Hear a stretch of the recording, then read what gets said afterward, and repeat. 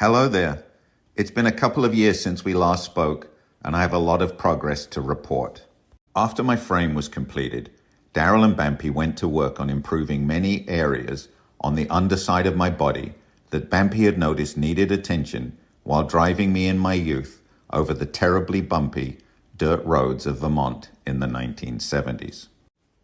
During this time, Bampy was having a lot of trouble keeping his feet on my pedals that were very small and way too close together. His feet slipped off my pedals a lot. To fix this problem, Daryl and Bampy are increasing the width of my driver's cockpit to fit a wider standard floor-mounted clutch and brake pedal assembly that Bampy bought from Tilton Engineering, probably the most respected and well-renowned supplier of clutch and brake pedal assemblies. In conjunction with the new pedal assembly, they are also improving my throttle linkage to make my throttle respond more smoothly and more precisely. To increase the airflow through my new aluminium radiator, some modifications to the front of my body were necessary. To achieve this, Daryl and Bampy flared my front inner fender panels to fit tightly around my new radiator and improve the airflow. This next change is huge. My SU carburetors are sick and tired of choking on dirt and other debris. They have never had the benefit of a proper air filter. Bampy has worked out a way to mount a real racing air filter under my front cowl. The clean air from it will then be ducted under my wheel well and into my carburetors. This is going to make a huge difference, which my carbs are absolutely going to love and will most certainly improve my engine performance.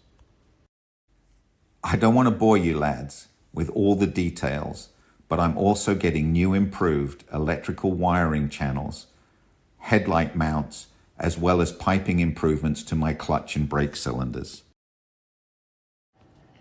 To permanently fiberglass these modifications into my body, it needed to be removed from my frame and flipped upside down to allow the work on the inside.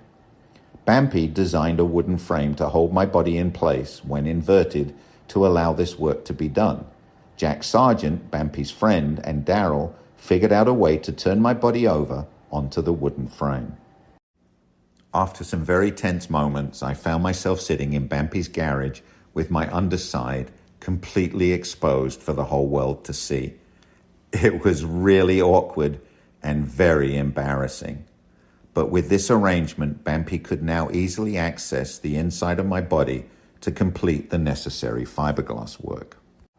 The next step is to cover the new fiberglass work with a thick black gel coat to get the finish that Bampy wanted.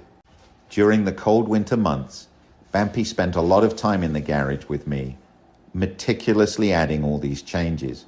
Yet as the days got warmer and warmer, I was seeing less and less of Bampy until I didn't see him at all. It was lonely being left in the garage.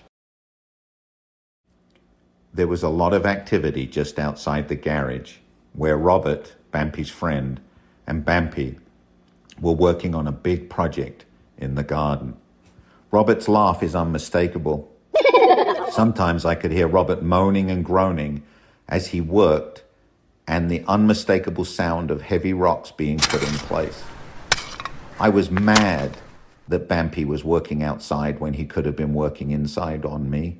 I wondered day after day, when would he return to work on me?